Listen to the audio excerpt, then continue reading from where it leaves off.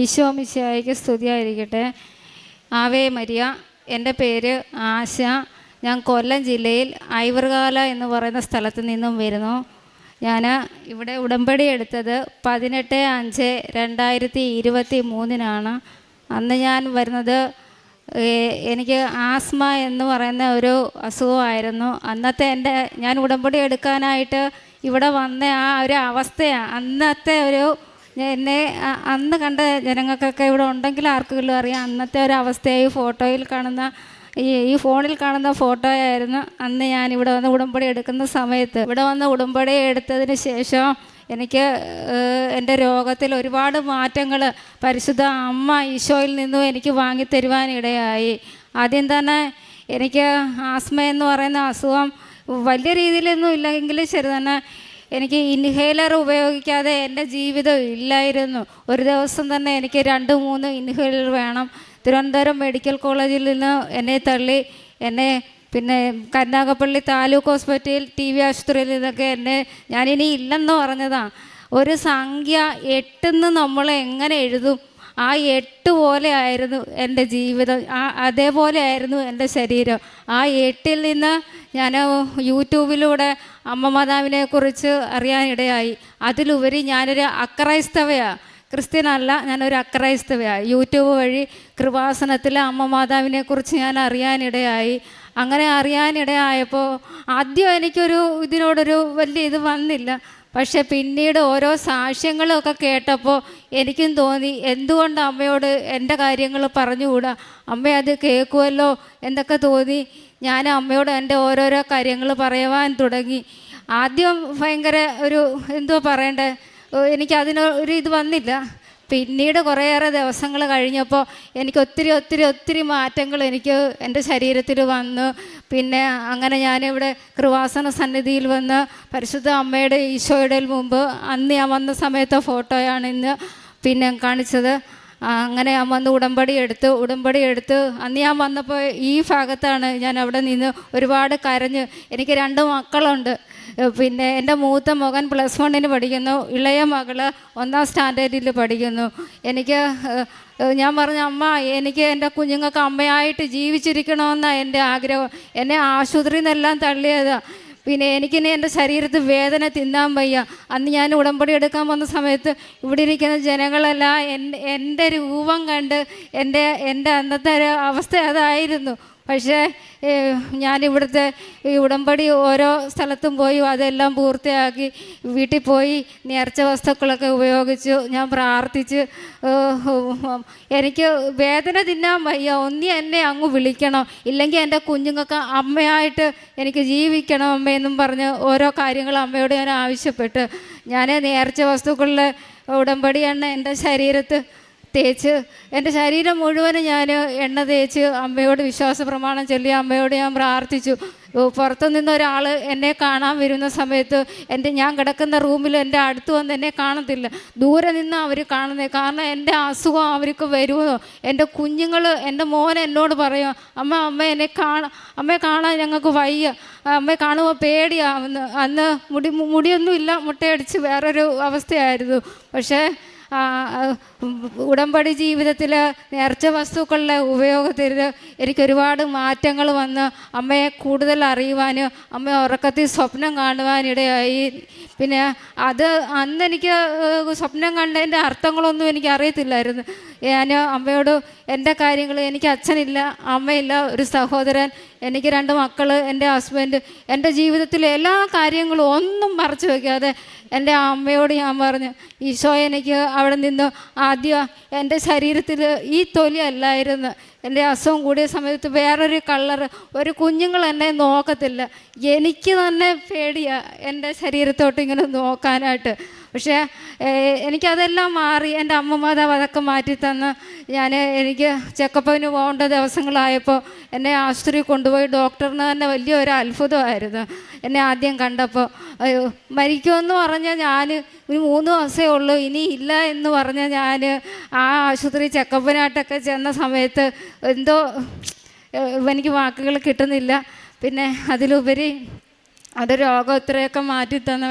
ഇപ്പം ഞാൻ ആ ഒരു അവസ്ഥയിൽ എൻ്റെ ആശുപത്രി കൂടെ നിൽക്കുന്നതൊക്കെ എൻ്റെ മോനായിരുന്നു. 9ാം ക്ലാസ്സിൽ പഠിക്കുന്ന സമയം തൊട്ട് എൻ്റെ മോന് എൻ്റെ കൂടെ ആശുപത്രിയിൽ എനിക്ക് അമ്മയില്ലാത്തതിൻ്റെ കാരണം എൻ്റെ ഭർത്താവും എൻ്റെ മോനും എൻ്റെ കൂടെ എപ്പോഴും ആശുപത്രിയിൽ ഒന്നീ വീട്ടിലായിട്ടൊരു ബന്ധമില്ല, ആശുപത്രി പോവുക വരിക, അങ്ങനെ ഒരു ജീവിതമായിരുന്നു. സ്കൂളിൽ പോയി പഠിച്ച കുഞ്ഞല്ലായിരുന്നു. പക്ഷേ 10ാം ക്ലാസ്സിൽ പരീക്ഷ കഴിഞ്ഞ SLC പരീക്ഷ എൻ്റെ മോൻ എഴുതുന്ന സമയത്ത് ഞാൻ അമ്മ മാതാവിനോട് പറഞ്ഞു, ഞാൻ കിടക്കുന്ന കട്ടിലേ കിടന്നുകൊണ്ടു അല്ലാതൊക്കെ അമ്മയോട് ഞാൻ പറഞ്ഞു, അമ്മ എല്ലാ പിള്ളേരും ട്യൂഷന് പോയി പഠിക്കുന്നുണ്ട്, സ്കൂളിൽ പോയി പഠിക്കുന്നുണ്ട്, എൻ്റെ കുഞ്ഞ് ട്യൂഷനും പോകുന്നില്ല. സ്കൂളിൽ ഒരു മാസം 30 ദിവസം ഉണ്ടെങ്കിൽ അവൻ 1-2 ദിവസമാണ് സ്കൂളിൽ പോകുന്നത്. സ്കൂളിൽ പോയി അവൻ പഠിക്കുന്നില്ല. അമ്മ മാതാവേ, എല്ലാ കുഞ്ഞുങ്ങളും പരീക്ഷ എഴുതി SLC പരീക്ഷയ്ക്ക് നല്ല രീതിയിൽ മാർക്ക് വാങ്ങിച്ച് പാസ്സാവുമ്പോൾ എൻ്റെ മകന് A+ അമ്മ കൊടുക്കണേ അമ്മ മാതാവേ എന്ന് ഞാൻ അമ്മയോട് നിരന്തരം എന്നും ഈ മോനെ കാണുമ്പോൾ എനിക്ക് എപ്പോഴും അതേ ഉള്ളായിരുന്നു പറയാൻ. പക്ഷേ SLC റിസൾട്ട് വന്നപ്പോൾ A+ ഞാൻ ചെയ്തെടുത്ത് എൻ്റെ അമ്മ മാതാവ് ഈശോയുടെ കയ്യിൽ നിന്ന് എൻ്റെ മകന് 7 A+ഉം 3 B.Ed കൂടി എൻ്റെ മോൻ അവിടെ പാസ്സായി. 3ാമത്തെ കാര്യം, എൻ്റെ ഭർത്താവ് എൻ്റെ കല്യാണം കഴിഞ്ഞിട്ട് 16 വർഷമായി. എൻ്റെ ഭർത്താവ് മദ്യപിക്കുന്ന ഒരാളായിരുന്നു. പക്ഷേ എൻ്റെ സങ്കടങ്ങൾ പറയാനോ ഒന്നും എനിക്ക് ആരുമില്ല. എപ്പോഴും ഞാൻ അങ്ങോട്ട് കുറ്റപ്പെടുത്തുമായിരുന്നു. അന്ന് ഞാനായിരുന്നു, എനിക്ക് തോന്നുന്നു ഇപ്പോൾ അത് തെറ്റായിരുന്നു, ഞാൻ അങ്ങോട്ട് കുറ്റപ്പെടുത്തുന്നത് അങ്ങനെ ഇങ്ങനെ എന്നൊക്കെ പറഞ്ഞ്. പക്ഷേ എനിക്ക് പിന്നീട് എൻ്റെ രോഗത്തിലൂടെ എനിക്ക് ജീവിതത്തിലൂടെ എനിക്ക് മനസ്സിലായി ഞാനവിടെ വട്ടപൂജ്യമായിരുന്നു. കാരണം ആ ഒരു അവസ്ഥയിലൊക്കെ എൻ്റെ ഭർത്താവാണ് എനിക്ക് അച്ഛനും അമ്മയും ഇല്ലാത്തടത്ത് എൻ്റെ അച്ഛനായിട്ട്, എൻ്റെ അമ്മയായിട്ട്, എൻ്റെ കുഞ്ഞുങ്ങൾക്ക് അച്ഛനും അമ്മയുമായിട്ടും എൻ്റെ ഭർത്താവാണ് അവിടെ ഞങ്ങളുടെ കുടുംബം കഴിഞ്ഞ് മുമ്പോട്ട് പോയത്. പക്ഷേ ഇവിടുന്ന് കൊണ്ടുപോയ ഉപ്പ് എണ്ണയൊക്കെ ഇട്ട് പ്രാർത്ഥിച്ച് ഞങ്ങളെല്ലാവരും വീട്ടിൽ എല്ലാവരും കഴിക്കാനും എടുക്കാനൊക്കെ പോയി. പിന്നെ ഇന്ന് നിമിഷം വരെ എൻ്റെ ഭർത്താവ് മദ്യപാനം കൈകൊണ്ട് തൊട്ടിട്ടില്ല. പരിശുദ്ധ അമ്മ അവിടെയും ഞങ്ങളെ അമ്മ ഈശോയുടെ കയ്യിൽ നിന്നും വാങ്ങിത്തന്ന ഒരു അനുഗ്രഹം. അങ്ങനെ യൂട്യൂബിലൂടെ ഞാൻ ഓരോരോ ടോക്കുകളൊക്കെ കേൾക്കുന്ന സമയത്ത് എനിക്ക് മനസ്സിലായി, പരിശുദ്ധ അമ്മയുടെയും ഈശോയുടെയും മുൻപിൽ മുട്ടുകുത്തുന്ന ഒരാളെ മറ്റൊരാളുടെ മുൻപിൽ മുട്ടുകുത്തുവാൻ അമ്മയും ഈശോയും അനുവദിക്കത്തില്ല എന്തെനിക്ക് മനസ്സിലായ സമയത്ത് പള്ളിയാണോ പരിസരമാണോ എവിടെയാണോ എനിക്ക് സന്തോഷം തോന്നിയാലും എനിക്ക് സങ്കടം തോന്നിയാലും അവിടെ ഞാൻ മുട്ടുകുത്തിയിരിക്കും. കാരണം അത് മക്കളുടെ കാര്യങ്ങൾക്കായിക്കൊള്ളട്ടെ, സാമ്പത്തികപരമായിക്കൊള്ളട്ടെ, രോഗമായിക്കൊള്ളട്ടെ, ഇനി വേറൊരു വ്യക്തിയുടെ കാര്യമായിക്കൊള്ളട്ടെ, എനിക്കെപ്പോൾ മുട്ടുകുത്തണോ അത് റോഡായിക്കൊള്ളട്ടെ, പള്ളി ആയിക്കൊള്ളട്ടെ, അമ്പലമായിക്കൊള്ളട്ടെ, പോകുന്ന വഴി ആയിക്കൊള്ളട്ടെ, എനിക്ക് മുട്ടുകുത്തണം. ദൈവത്തിൻ്റെ മുമ്പിൽ മുട്ടുകുത്തുന്ന ഒരാളെ മറ്റൊരാളുടെ മുൻപിൽ മുട്ടുകുത്താൻ അമ്മയും ഈശോയും അനുവദിക്കത്തില്ലെന്ന് എൻ്റെ ജീവിതത്തിലൂടെ എനിക്ക് മനസ്സിലായത്. പിന്നെ അതിലുപരിയായിട്ട് ഞാൻ വയ്യാതെ കിടക്കുന്ന സമയത്ത് ഓടിയിട്ട ഒരു വീട്ടിലാണ് എൻ്റെ ജീവിതം. പിന്നെ ആ 20 വർഷത്തെ പഴക്കമുണ്ട് എൻ്റെ വീട്ടിൽ. 1ാം ക്ലാസ്സിൽ പഠിക്കുന്ന കുഞ്ഞ്, അന്ന് അവളൊന്നിലല്ല, അംഗൻവാടി പോകുന്ന സമയം, ഞാൻ വയ്യാതിരിക്കുന്ന സമയത്ത് അദ്ദേഹം അങ്ങ് ജോലിക്ക് പോകും. ഒരു ചേര എന്നും വന്നിട്ട് ഞാനിങ്ങനെ കിടക്കുന്ന സമയത്ത് അത് നീളത്തിലായിരിക്കുന്നത്. നീളത്തിൽ വന്ന് ഞാൻ എവിടെ ഇരിക്കുന്നുവോ കിടക്കുന്നുവോ എൻ്റെ തലയ്ക്കൽ ഒരു ചേര, എന്നും നിരന്തരം ഒരു ചേര വരുക. അങ്ങനെ ഞാൻ മാതാവിനോട് പ്രാർത്ഥിച്ചു, അമ്മ ഇതെന്തുവാ ഇങ്ങനെ 1 വന്ന് 2 വന്ന് 3 വന്ന്, പിന്നീട് പകൽ വന്നുകൊണ്ട് പകൽ ചേര വരും, രാത്രി കാലങ്ങളിൽ പാമ്പ് വരാൻ. ഞാനില്ല ഉറക്കഗുളിക ഇൻഹേലറായിട്ടൊക്കെ ഉള്ള ജീവിതത്തിൽ വലിയ ഉറക്കമൊന്നും ഇല്ലല്ലോ, പിന്നീടല്ലേ അതൊക്കെ ഉപേക്ഷിക്കുന്നത്. ആ ഒരു സ്റ്റേജിൽ ഇങ്ങനെ കിടക്കുന്ന സമയത്താണ് എന്തോ ഒരു പടവെന്നൊരു ശബ്ദം കേട്ട്. ഈ ശബ്ദം കേട്ടപ്പോൾ ഞാൻ എൻ്റെ അദ്ദേഹത്തിനെ വിളിച്ച് അദ്ദേഹം ലൈറ്റ് ഇട്ട് നോക്കിയപ്പം കാണാം എൻ്റെ കുഞ്ഞുങ്ങൾ എൻ്റെ ഭർത്താവും കിടക്കുന്ന പായ്ക്കകത്തോട്ട് പാമ്പ് ഇഴഞ്ഞു പോകുന്നേ. ഇത് കണ്ട അന്നേരം എൻ്റെ അമ്മയെ മാതാവേന്ന് ഒറ്റ വിളിയേ ഞാൻ വിളിച്ചുള്ളൂ. പിന്നെ എനിക്ക് എന്തോ പറയണോ, എൻ്റെ ആ പാമ്പിൻ്റെ പകുതി ഭാഗവും എൻ്റെ മക്കൾ കിടക്കുന്ന ആ പായുടെ ഒരു അവസ്ഥയിൽ ഒരച്ഛനും അമ്മയായിട്ടുള്ള നമ്മളത് കാണുന്ന രാത്രി 12 മണി കഴിഞ്ഞ സമയം ഒന്ന് ഓർത്ത് നോക്കി. ദൈവത്തെ വിളിക്കുവോ അതോ നമ്മൾ എന്തോ കുഞ്ഞുങ്ങളെ എടുക്കുവോ? എനിക്കാണെങ്കിൽ ഇതൊന്നും പറ്റാതെ ഇങ്ങനെ ഇരിക്കാനേ ആ കട്ടിലെ കിടക്കാനേ എന്നെ കൊണ്ട് അന്ന് പറ്റത്തുള്ളൂ. ആ മനുഷ്യൻ അന്ന് ആ 2 കുഞ്ഞുങ്ങളുടെ അടുത്ത് എനിക്ക് വാക്കുകളില്ല. ഞാൻ അന്നതിനെ കൊന്നതൊന്നുമില്ല. എൻ്റെ ഭർത്താവ് അതിനെ ഓടിച്ചു വിട്ടു, കഥ തുറന്ന് അതങ്ങ് ഇഴഞ്ഞു പോയി. പിന്നീട് ഞാൻ അമ്മയോട് ശക്തമായിട്ട് ഞാൻ പ്രാർത്ഥിച്ചു. എൻ്റെ രോഗത്തിൽ എന്നെ കാണുന്ന സമയത്ത് എൻ്റെ മോൻ വരെ പറഞ്ഞ് എന്നെ കണ്ടിട്ട് അറപ്പ് തോന്നുന്നമ്മ, ഈ തൊലിയൊന്നും ആയിരുന്നില്ല. പിന്നെ എൻ്റെ രോഗത്തിൽ എനിക്ക് ഇത്രത്തോളം വിടുതൽ എൻ്റെ അമ്മ ഈശോയുടെ കയ്യിൽ നിന്ന് എനിക്ക് വാങ്ങിത്തന്ന്. 18 വർഷമായി കുടിച്ചുകൊണ്ടിരുന്ന എൻ്റെ മനുഷ്യൻ്റെ മദ്യപാനം മാറ്റി തന്നുണ്ടെങ്കിൽ നിസ്സാരം ഒരു ചേരയും പാമ്പിനെയാണോ എൻ്റെ അമ്മയ്ക്ക് എൻ്റെ വീട്ടിൽ നിന്ന് മാറ്റി തരാൻ പറ്റാത്തത്? ഞാൻ ഉടമ്പടി ഉപ്പെടുത്ത് പ്രാർത്ഥിച്ച് വീടിൻ്റെ 4 സൈഡിലും ആരും ചവിട്ടാത്ത മൂലയിൽ കൊണ്ടിട്ട് വെളിയിൽ നിന്നിട്ട് പിള്ളേരില്ലാത്ത സമയം ചെയ്യൂ. പിള്ളേരുള്ളപ്പോൾ ഞാൻ അങ്ങനെ ചെയ്യത്തില്ല. കാരണം എൻ്റെ കൊച്ച് കണ്ടു കഴിഞ്ഞാൽ ഞാൻ ചെയ്യുന്ന പോലെ എല്ലാം വാരി അങ്ങ് ചെയ്യൂ. അതിന് ഞാൻ അവളില്ലാത്ത സമയത്ത് ഉപ്പ് കൊണ്ട് പെരയുടെ മേളിലെറിയുകയും എന്നെയും കൊണ്ട് ഒക്കുന്ന കാര്യങ്ങളെല്ലാം ഉപ്പ് ഞാൻ ചെയ്ത് അമ്മ മാതാവിൻ്റെ ഇതേപോലുള്ള വേറൊരു കുഞ്ഞു ലോക്കറ്റ് ഉണ്ടായിരുന്നു. അത് ഞാൻ പ്രാർത്ഥിച്ച് എനിക്കറിയാവുന്ന പ്രാർത്ഥനകളെല്ലാം പ്രാർത്ഥിച്ച് ആരും ചവിട്ടാത്ത ഒരു മൂലയിൽ കൊണ്ട് കുഴിച്ചിട്ടിട്ട് ഞാൻ പറഞ്ഞു, അമ്മ, ഈ മണ്ണിൽ ജീവിക്കുന്ന ഞാനും എൻ്റെ മക്കളും എൻ്റെ ഭർത്താവും ഇനി ഒരു ഇഴജന്തുക്കളാട്ടെ, ഒരു രോഗം ആയിക്കൊള്ളട്ടെ, പിന്നെ മറ്റിനി എന്തോ ഒരു ഇതായിക്കൊള്ളട്ടെ, ഭയപ്പെടുത്തല്ലേ, ഇനി ഓടാൻ വയ്യ, ചാടാൻ വയ്യ എന്ന് അമ്മ മാതാവിനോട് പറഞ്ഞു. പിന്നീടും ഈ ചേരയും പാമ്പും വരുന്നതേ ഉള്ളൂ. എത്രത്തോളം പ്രാർത്ഥിച്ചു ഉപ്പ് ഇട്ടിട്ടോ ഒന്നും ചേര മാറുന്നില്ല, പാമ്പ് മാറുന്നില്ല. ഇത് നാടറിഞ്ഞു, വീടറിഞ്ഞു, അയലോക്കം അറിഞ്ഞു. ഒരാളറിഞ്ഞാൽ പോരായോ, എല്ലാവരും അറിഞ്ഞു. കളിയാക്കലോട് കളിയാക്കലുകളായി. അതിനുശേഷം ഒരു ദിവസം രാത്രി കിടന്ന് ഉറങ്ങിയ സമയത്ത് ഞാനൊരു സ്വപ്നം കാണാനിടയായി. എൻ്റെ അമ്മ മാതാവിനെ കാണാനിടയായി, എൻ്റെ ഈശോയെ കാണാനിടയായി. ഞാനൊരു വിശ്വാസ പ്രമാണം അന്നേരം ഒരു സംഖ്യ എൻ്റെ മനസ്സിൽ എനിക്ക് കണ്ട്, അത് ആരുമില്ലാത്ത സമയത്ത് പകൽ സമയത്ത് ഞാൻ ആ സംഖ്യ എൻ്റെ മനസ്സിൽ കിട്ടിയ ആ സംഖ്യ വെച്ച് ഞാൻ പ്രാർത്ഥിച്ചിട്ട് ഉപ്പ് കൊണ്ട് ഇടണമെന്ന് എൻ്റെ മനസ്സ് എന്നോട് പറഞ്ഞു. അതുപോലെ ഞാൻ ചെയ്തു. പിന്നെ തൊട്ട് ഇന്ന് ഈ നിമിഷം വരെ ഒരു ചേരയായിട്ട് പാമ്പായിട്ട് പല്ലിയായിക്കൊള്ളട്ടെ എൻ്റെ വീട്ടിൽ ഈ നിമിഷം വരെയും വന്നിട്ടില്ല. ആ ഒരു ജീവിത സാഹചര്യത്തിൽ കണ്ണടച്ച് ഉറങ്ങാൻ വയ്യാത്ത ഒരു അവസ്ഥ. കണ്ണടയ്ക്കുമ്പോൾ ഇല്ലേ നിരന്തരം അത് തന്നെ കണ്ടിരിക്കുന്നത് കൊണ്ട് കണ്ണിനകത്ത് ചേര വളഞ്ഞിരിക്കുന്നതായിട്ട് തോന്നും. കുടിക്കാൻ വെള്ളം തരുമ്പോൾ ആ വെള്ളം എടുക്കുമ്പോൾ വെള്ളത്തിനകത്ത് ചേര വളഞ്ഞ് കിടക്കുന്നതായിട്ട് തോന്നും. ഒരു തുണി ശരീരത്തിട്ട് കഴിഞ്ഞാൽ അത് പെട്ടെന്നിങ്ങനെ നമ്മുടെ ശരീരത്തിൽ തട്ടുമ്പോൾ നമുക്ക് തോന്നും എന്തോ ഇഴജന്തു നമ്മുടെ ദേഹത്ത് വീണ. ഭയങ്കര ഭയപ്പാടായിരുന്നു. എൻ്റെ അമ്മ എൻ്റെ ഈശോയുടെ കയ്യിൽ നിന്ന് ഒരുപാടേറെ അനുഗ്രഹങ്ങൾ തന്നതിൻ്റെ ഫലമായിട്ടാണ് ഇന്ന് ഈ അമ്മ മാതാവിൻ്റെ പുണ്യ ആൽത്താരയ്ക്ക് മുൻപിൽ എനിക്ക് വാക്കുകളില്ല. ഒത്തിരി ഒത്തിരി ഒത്തിരി എൻ്റെ ജീവൻ തന്നു, എൻ്റെ ജീവിതം തന്നു, എൻ്റെ ജീവിത പങ്കാളിയെ തന്നു. എൻ്റെ മക്കൾക്ക് അമ്മയായിട്ട് ഞാൻ ഒരു നേരം ആഹാരം വെച്ച് കൊടുത്തിട്ട് എന്നെ വിളിക്കാവേന്ന് പറഞ്ഞ് ഇന്ന് ഞാൻ എൻ്റെ മക്കൾക്ക് 2 വർഷത്തിന് മേളിൽ കൊണ്ട് ഞാൻ ആഹാരം വെച്ച് കൊടുത്തുകൊണ്ടിരിക്കുക. അല്ല, ഇന്ന് ഞാൻ അമ്മ എന്ന നിലയിലും ഒരു ഭാര്യ എന്ന നിലയിലും എൻ്റെ സഹോദരന് സഹോദരി എന്ന നിലയിലും ഒക്കെ പരിശുദ്ധ അമ്മയും ഈശോയും എനിക്ക് തന്ന ഒരു വലിയ വലിയ വലിയ വലിയ ആർക്കും തരാൻ പറ്റാത്ത ഒരു അനുഗ്രഹമാണ് എൻ്റെ അമ്മയും ഈശോയും. അമ്മ എൻ്റെ ഈശോയുടെ കയ്യിൽ നിന്ന് വാങ്ങിത്തന്ന ഈ വലിയൊരു അനുഗ്രഹം. ഈ ജീവിതം ഇത് മറ്റൊരാൾക്ക് എന്നെ ഒരു വാക്കുകൊണ്ട് കുത്തിനോവിക്കാൻ പറ്റുമായിരിക്കാം, എൻ്റെ മനസ്സിനെ ഒരു വാക്കുകൊണ്ട് മുറിവേൽപ്പിക്കാൻ പറ്റുമായിരിക്കും. പക്ഷെ ഞാൻ എന്താണെന്നും ഏതാണെന്നും ഞാൻ എവിടെ നിന്ന് വന്ന ഇന്ന് ഈ അൾത്താരയ്ക്ക് മുൻപിൽ നിൽക്കുന്നതെന്നും എൻ്റെ അമ്മ മാതാവിനും എൻ്റെ ഈശോയ്ക്കും മാത്രം അറിയാം. അതുകൊണ്ട് ഒരാളുടെ വാക്കുകൊണ്ടോ എന്നെ തളർത്താൻ പറ്റത്തില്ല. എന്നെ തളർത്തണമെന്നുണ്ടെങ്കിൽ എനിക്ക് ഈ ആയുസ് തന്ന അവർ തന്നെ വിചാരിക്കണം.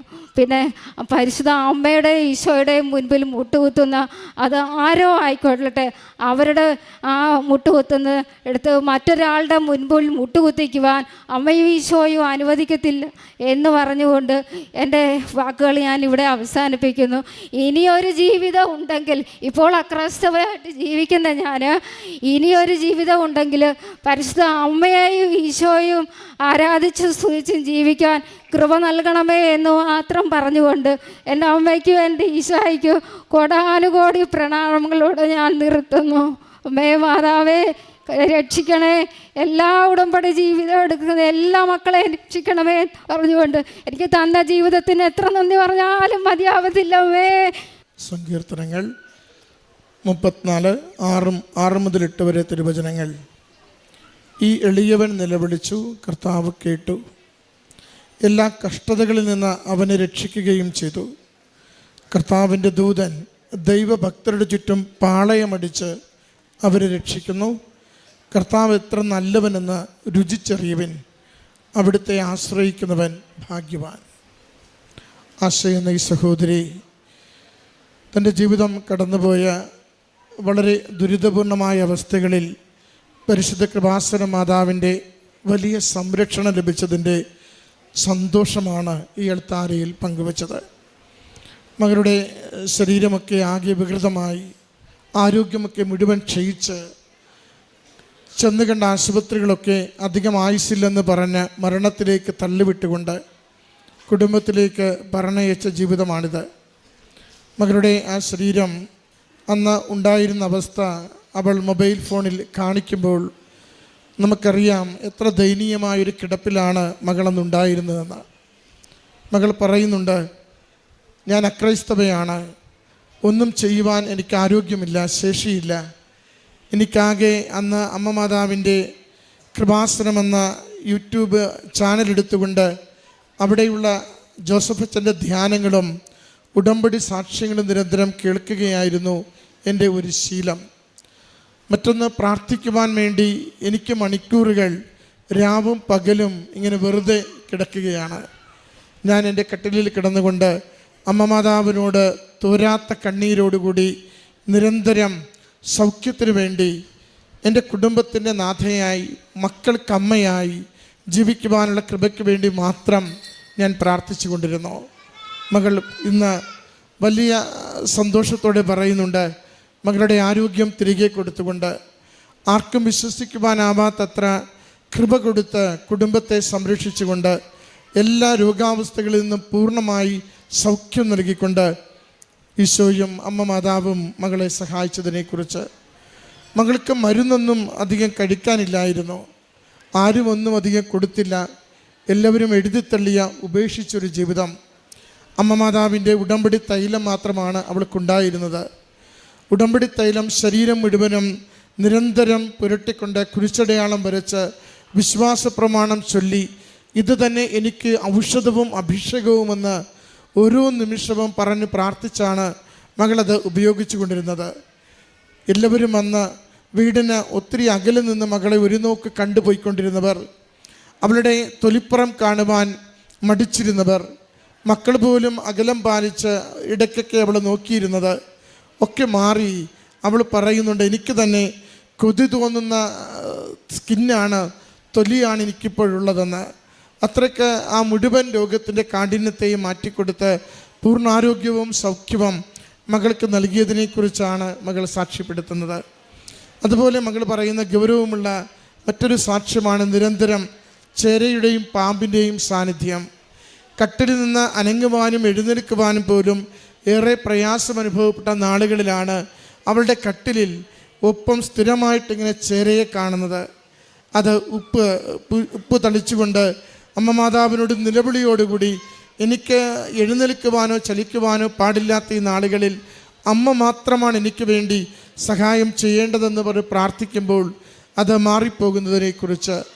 പാമ്പിൻ്റെ ശല്യം വീടിനകത്ത് നിരന്തരമുണ്ടാകുമ്പോൾ അതിനും ഇതുപോലെ തന്നെ ഉപ്പ് വിതറിക്കൊണ്ട് അമ്മ മാതാവിൻ്റെ സംരക്ഷണം നേടി പ്രാർത്ഥിച്ചതിലൂടെ പിന്നീട് ഒരിക്കലും അത് വരാത്ത വിധം മാറിപ്പോകുന്നതിനെക്കുറിച്ച് സ്വപ്നത്തിൽ അമ്മ മാതാവിൻ്റെ സാന്നിധ്യം അനുഭവിച്ചുകൊണ്ട് പൂർണ്ണമായ ആരോഗ്യത്തിലേക്ക് മടങ്ങി വരുവാനും കുടുംബത്തിൽ സമാധാനം ലഭിക്കുവാനുമുള്ള കൃപ ലഭിച്ചതിനെക്കുറിച്ച് മകൾ സാക്ഷ്യപ്പെടുത്തുകയാണ്. അതിനും എത്രയോ ആഴപ്പെട്ട വിശ്വാസത്തോടു കൂടിയാണ് മകൻ എഴുതുന്ന SSLC പരീക്ഷയെക്കുറിച്ച് മകൾ പങ്കുവയ്ക്കുന്നത്. മകൻ മാത്രമാണ് ഈ സഹോദരിക്കൊപ്പം ആശുപത്രിയിലുള്ളത്. ആശുപത്രിയിൽ മുഴുവനും ഈ സഹോദരിയെ നോക്കുമ്പോൾ അത് സ്കൂളിൽ പോകുവാനാവാത്ത വിധം ക്ലേശിക്കുന്നു. എല്ലാവരും സ്കൂളിൽ പോകുന്നു, ട്യൂഷന് പോകുന്നു, തീവ്രമായി പഠിക്കുന്നു. ആ നാളുകളിൽ അസാധ്യ കാര്യങ്ങളെ സാധ്യതയുള്ളതാക്കി തരുന്ന പരിശുദ്ധ അമ്മയുടെ കരങ്ങളിൽ. എല്ലാ വിജയങ്ങളും ദൈവം നൽകുന്നുവെന്ന ബോധ്യത്തോടു കൂടി മകന് ഒരു A+ വേണ്ടി മാത്രം പ്രാർത്ഥിക്കുമ്പോൾ അമ്മ മാതാവ് തിരുക്കുമാരിലൂടെ 7 A+ കൊടുത്ത് ഒരു 3 Bയും കൊടുത്ത് മകന് മികച്ച വിജയം നൽകി. ആ മകൻ അമ്മയോട് കാണിച്ച ശുശ്രൂഷയ്ക്ക്, അമ്മ ദൈവസന്നിധിയിൽ ഉയർത്തിയ കണ്ണീരിൻ്റെ പ്രാർത്ഥനയ്ക്ക് വലിയ പ്രതിഫലം കൊടുക്കുന്നതിനെ മകൾ സാക്ഷ്യപ്പെടുത്തുകയാണ്. പ്രിയമുള്ളവരെ, ഇത് വിശ്വാസത്തിൻ്റെ വിശ്വസ്തതയാണ് പങ്കുവയ്ക്കുന്നത്. ഇത് അമ്മ മാതാവിലുള്ള വലിയ ശരണപ്പെടലിലൂടെ പ്രത്യക്ഷീകരണത്തിൻ്റെ ഉത്തമ സാക്ഷ്യമാണ് പങ്കുവയ്ക്കുന്നത്. എല്ലാം അവസാനിക്കുന്നുവെന്ന നിമിഷങ്ങളിൽ അമ്മ മാതാവ് പുതിയ പ്രതീക്ഷ കൊടുക്കുന്നുവെന്ന്. രോഗം സൗഖ്യപ്പെടില്ല എന്ന് എല്ലാവരും പറയുമ്പോൾ ആരോഗ്യം വീണ്ടുകൊടുത്തുകൊണ്ട് ഞാൻ കൂടെയുള്ള സൗഖ്യപ്പെടുത്തുന്ന കർത്താവിൻ്റെ അമ്മയാണെന്ന് മകൾക്ക് ബോധ്യം കൊടുക്കുന്ന സാക്ഷ്യത്തെയാണ് നമ്മൾ ഇത്ര നേരവും കേട്ടുകൊണ്ടിരുന്നത്. ഈ മകൾക്ക് ലഭിച്ച ഈ വലിയ അനുഗ്രഹത്തെ, നല്ല ജീവിതത്തെ, നല്ല വിശ്വാസത്തിൻ്റെ കാഴ്ചപ്പാടുകളെ നമ്മുടെ ജീവിതത്തിലും പകർത്തുവാൻ നമുക്കും നമ്മുടെ നിയോഗങ്ങൾക്ക് ഉടനടി അനുഗ്രഹമായി അമ്മ മാതാവിൻ്റെ സംരക്ഷണം ലഭിക്കുവാൻ വേണ്ടി പ്രാർത്ഥിക്കാം. എല്ലാ അനുഗ്രഹങ്ങൾക്കും അമ്മ മാതാവിനും തിരുക്കുമാരനും ദൈവപിതാവിനും നല്ല കരഘോഷത്തോടു കൂടി ഈ സാക്ഷ്യം നമുക്ക് സമർപ്പിക്കാം.